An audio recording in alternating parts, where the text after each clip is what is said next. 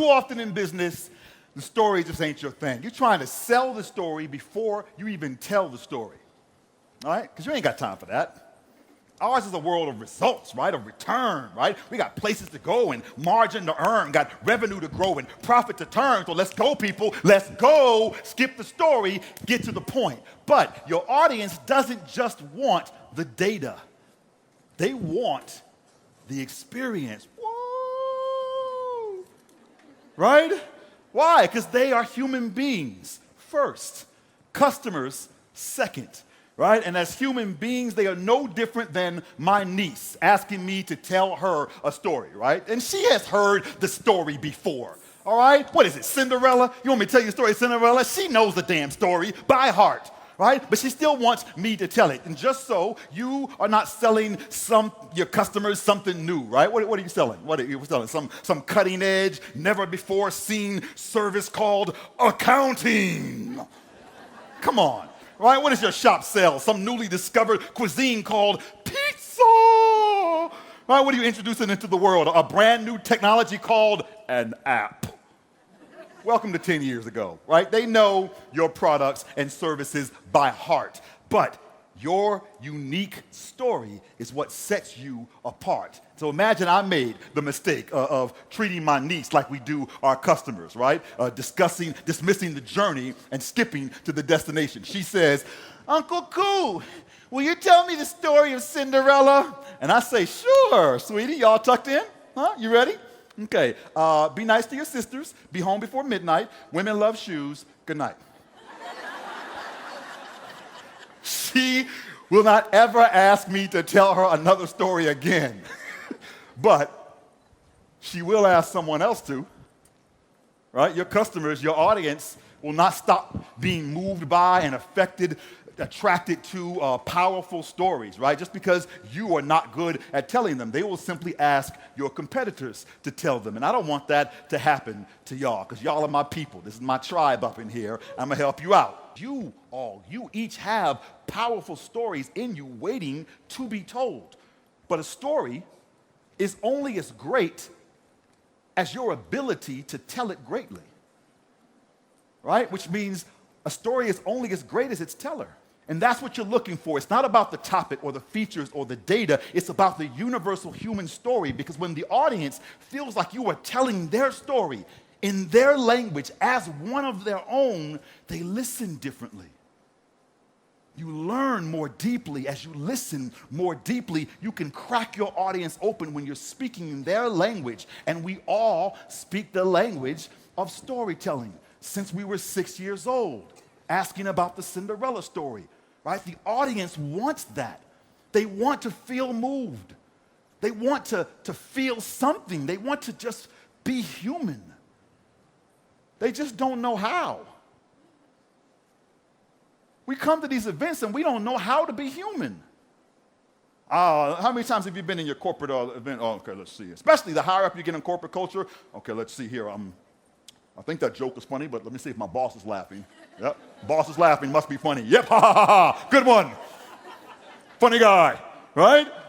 I think, I think this is all true and emotional. Seems like people are feeling something weird is happening to me. Is anyone else? Are you feeling something? I think I am. We're actually feeling something. This has never happened. This is the power you have to make your clients and your customers and your vendors want to be part of your next chapter, because the story of you is so captivating, they can't take their ears or their wallets off of it. When you begin to embrace the power of your story, you begin to rewrite your own story and ensure your own sequel. This is how you can ... and let your story expand. Just extend 2 dots to magically extend your period in triplicate until your conclusion becomes ellipsis that puts your failure and your success in line with the greatest sequels of all time. Like, this is Cinderella Part 2. Hansel and Gretel ride again. Snow White, the return. Rapunzel, the revenge. This is Tina Turner holding signed divorce papers and a record deal. Huh? Talk about failure. This is Betty White back on the red carpet with a blinged out cane and some orthopedic Louboutins. Huh? This is Shaquille O'Neal turning most valuable player into most valuable brand, staying icy hot for 18 million post-franchise fans and proving that his off-court free throw game is all net, baby. But just when they thought that your tale would be over, you came slaying new dragons and beating new ogres. And just when they think that you will innovate no more, they find you got a whole new storybook in store. The power of using storytelling in your sales is that you can embed that data so deep into the story that it is unrecognizable. Completely unrecognizable. You understand that, Bill, right? You get that, Cheryl. You know that you have heard those stories where you're like, I didn't even catch that. And yet you attach it to an experience so compelling that the point of the data is unmissable, because the data is simply the destination, not the vehicle. The story is the vehicle. The vehicle is what takes you on the journey. The journey is the experience. Woo! And the experience is what you remember. So for the wine and beverage industry, the experience is about congregation, right?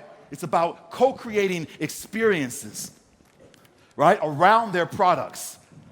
So here's the montage of stories that I crafted for them, just to give you an example. Both made-up stories and personal stories that fell into that thread and cracked them open. I said, what's in a name? A rose by any other name would smell as sweet. So your product is not the rose. It's not the rosé. It's not even the notes of rose.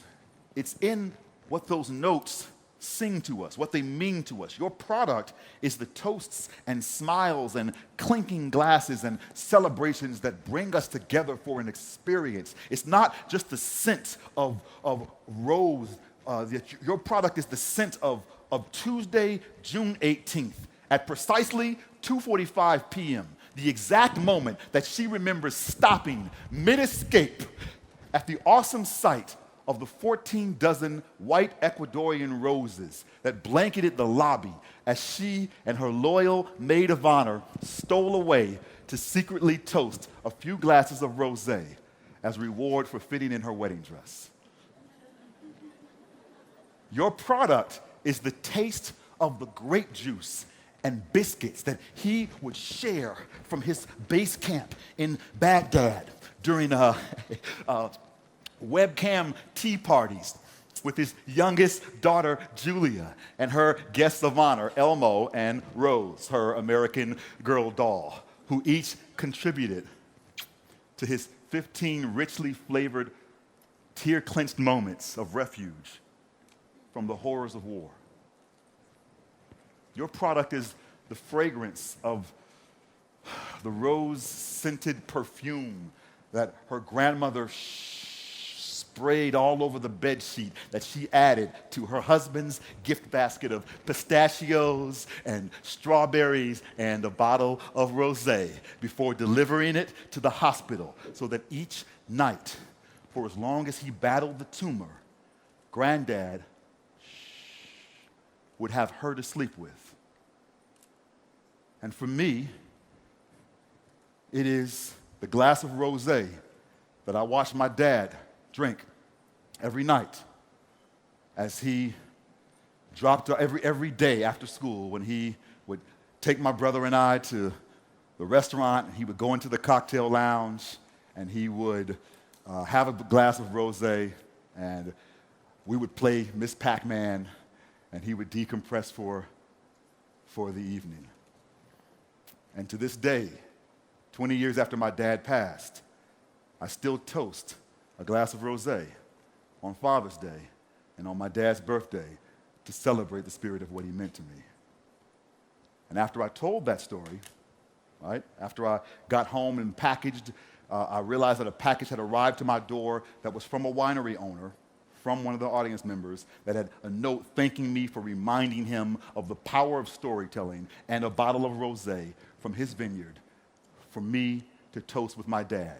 We've misplaced the source of our impact. We think that our impact is in our information, when in fact our real impact is in our inspiration.